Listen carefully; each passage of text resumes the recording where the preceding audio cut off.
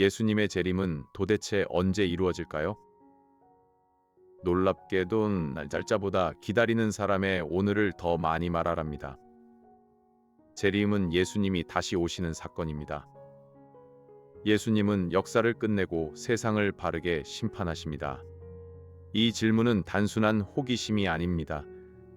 고난이 길어질 때 우리는 끝을 알고 싶어집니다. 기차역 전광판에 시간이 없다고 생각해 보세요. 기다리는 사람은 자꾸 시계를 들여다봅니다. 재림을 기다리는 마음도 이와 비슷합니다. 하지만 이 비유가 재를 모두 설명하지는 못합니다. 어떤 사람은 날짜를 계산합니다. 어떤 사람은 재림 이야기를 아예 피합니다. 성경은 두 태도 모두를 바로잡습니다. 날짜는 감추셨지만 약속은 분명히 주셨습니다. 예수님은 마태복음 24장 36절에서 분명히 말씀하셨습니다. 그날과 그때는 아무도 모르나니 천사들도 모르고 아들도 모르며 오직 아버지만 아십니다. 예수님은 제자들에게도 같은 선을 그으셨습니다. 사도행전 1장 7절에서 이렇게 말씀하셨습니다. 때와 시기는 아버지께서 자기의 권한에 두셨으니 제자들이 알 바가 아니라고 하셨습니다. 그러므로 성경으로 재림 날짜를 계산할 수 없습니다. 몇 년, 몇 월, 몇 일이라는 주장은 성경의 선을 넘습니다. 부모가 가족 여행 날짜를 아직 말하지 않을 수 있습니다. 아이에게 필요한 준비만 알려줄 수도 있습니다. 아이는 달력을 억지로 풀기보다 짐을 챙겨야 합니다. 이 비유도 하나님의 뜻을 다 담지는 못합니다. 하나님은 우리가 매일 믿음으로 살기를 원하십니다. 날짜를 알면 사람은 직전까지 미루기 쉽습니다. 모른다는 사실은 오늘을 깨어 살게 합니다. 개혁주의 신학은 하나님의 주권을 강조합니다. 하나님의 주권은 하나님이 역사를 다스리신다는 뜻입니다. 재림은 사람의 계산에 끌려오지 않습니다. 정하신 때에 하나님의 뜻대로 이루어집니다. 그렇다면 성경이 말하는 징조는 무엇일까요? 징조는 날짜를 맞히는 암호가 아닙니다. 징조는 역사가 주님께 향하고 있다는 표지입니다. 예수님은 전쟁과 기근과 지진을 말씀하셨습니다. 또 거짓 그리스도와 박해도 말씀하셨습니다.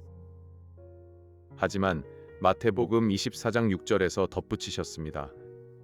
이런 일이 있어야 하되 아직 끝은 아니니라. 지진 하나를 곧바로 마지막 신호라 부를 수도 없습니다. 예수님은 오히려 성급한 공포를 막으셨습니다. 봄이 오면 동네 화단에 새싹이 올라옵니다. 새싹은 계절이 바뀐다는 표지입니다.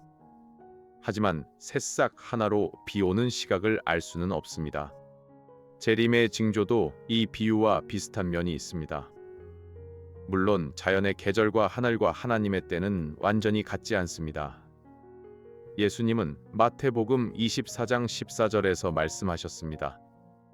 천국 복음이 모든 민족에게 증언되기 위해 전파됩니다.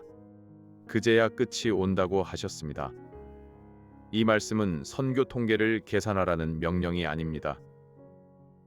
재림 신앙은 세상에서 숨는 태도가 아닙니다. 재림 신앙은 세상 속에서 복음을 전하는 태도입니다. 초대 교회 때부터 사람들은 이렇게 물었습니다. 약속하신 재림은 왜 아직 오지 않느냐는 질문입니다. 베드로후서 3장 8절과 9절이 답합니다. 주께는 하루가 천년 같고 천년이 하루 같습니다. 주님은 약속을 더디 지키시는 분이 아닙니다. 주님은 오래 참으십니다. 아무도 멸망하지 않고 회개하기를 원하십니다. 여기서 오래 참으심은 무관심이 아닙니다. 하나님은 구원받을 사람을 끝까지 부르십니다.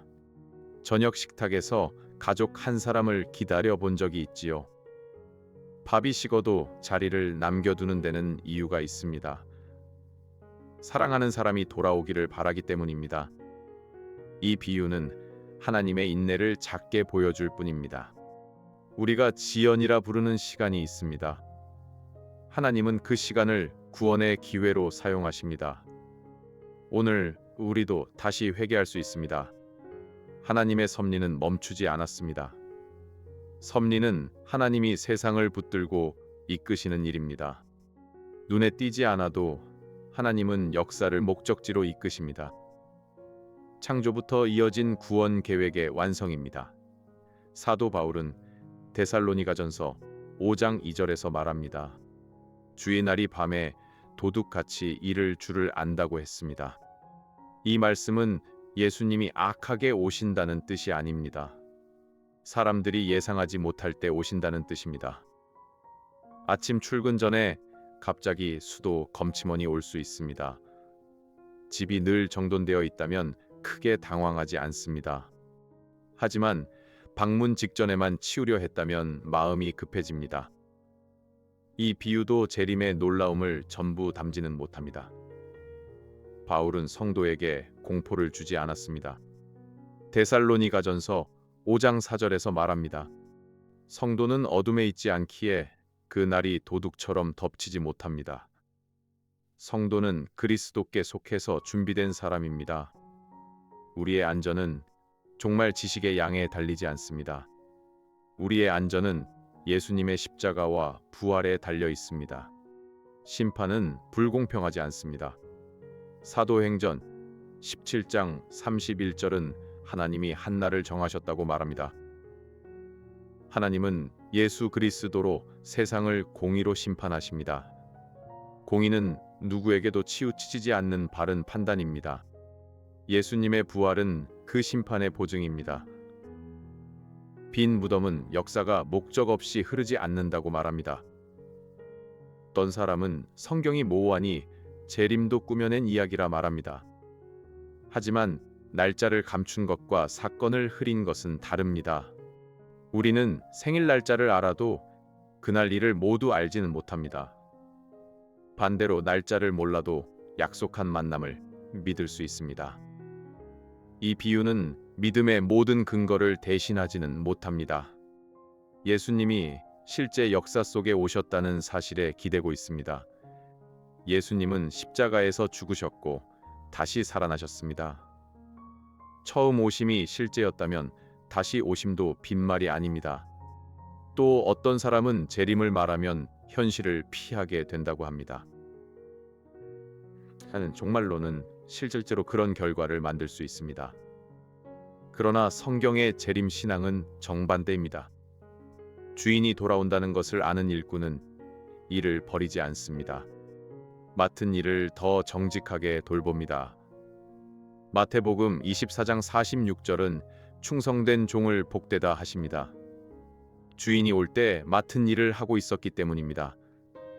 역사 속 날짜 예측은 여러 번 사람을 낙심시켰습니다.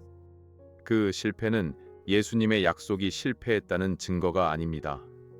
예수님의 경고를 무시한 사람의 계산이 실패한 것입니다. 우리는 두 극단을 피해야 합니다. 날짜에 집착해서 오늘을 잃지 말아야 합니다. 재림을 믿는 사람은 오늘 무엇을 해야 할까요? 먼저 회개하고 복음을 믿어야 합니다. 회개는 단지 후회하는 감정이 아닙니다. 죄에서 돌아서 하나님께 향하는 삶의 방향 전환입니다. 다음으로 맡겨진 자리를 지켜야 합니다. 가족에게 먼저 사과할 일이 있다면 미루지 마세요. 직장에서 작은 거짓말을 끊어야 한다면 오늘 끊으세요. 겨울이 오기 전에 김장과 난방을 준비하는 집이 있습니다. 준비는 달력을 바라보는 일로 끝나지 않습니다. 필요한 일을 실제로 하는 것입니다. 이 비유도 영적인 준비와 완전히 같지는 않습니다. 또한 고난 속에서 소망을 붙들어야 합니다. 재림은 악과 눈물이 영원하지 않다는 약속입니다. 억울함이 마지막 문장이 아니라는 약속입니다. 죽음도 마지막 주인이 아니라는 약속입니다. 성도는 세상을 버리지 않습니다.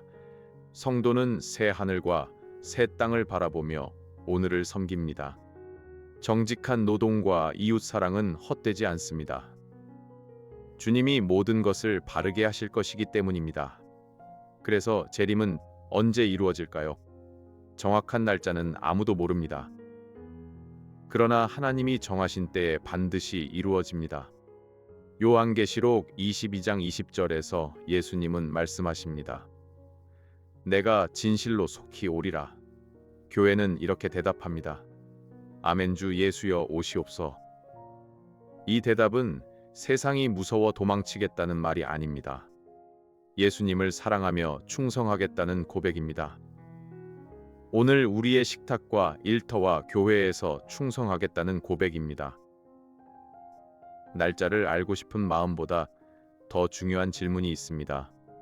주님이 오늘 오셔도 나는 그분을 기쁘게 맞을 수 있을까요? 주님, 날짜를 계산하는 교만에서 지켜주소서. 무관심과 두려움에서도 지켜주소서. 예수님의 약속 믿고 오늘을 충성되게 살게 하소서. 다음 질문도 함께 고민하고 싶다면 왜 하나님은을 구독해주세요. 이 영상은 보수적 개혁주의 신학의 입장에서 제작된 변증학적 콘치이며 모든 신학적 견해를 대변하지 않습니다. 본인의 신앙 공동체 및 목회자와 함께 묵상하시